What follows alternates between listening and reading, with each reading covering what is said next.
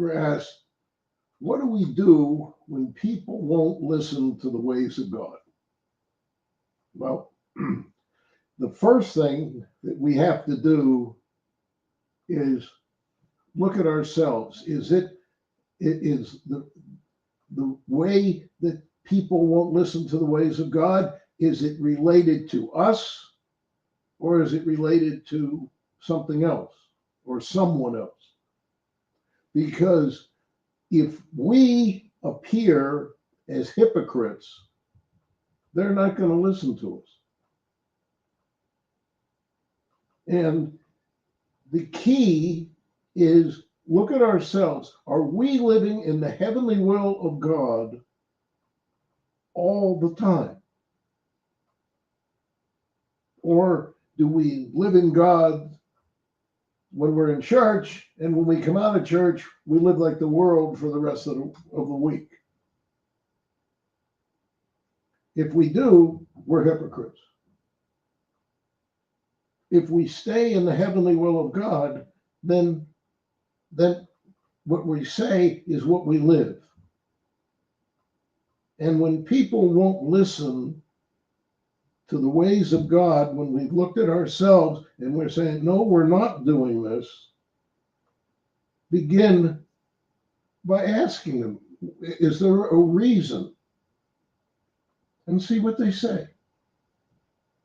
Play off of what they talk about.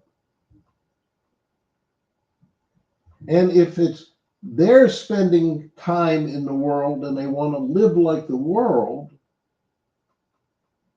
and they prefer that, like we see this all the time, and I would say that the vast majority of people don't want to listen to the ways of God for whatever reason. But mostly it's because they don't want to give up something in the ways of this world. One of the things is, indifference to the suffering of animals by pretending they don't suffer and continuing to eat meat. I mean, it's that kind of thing.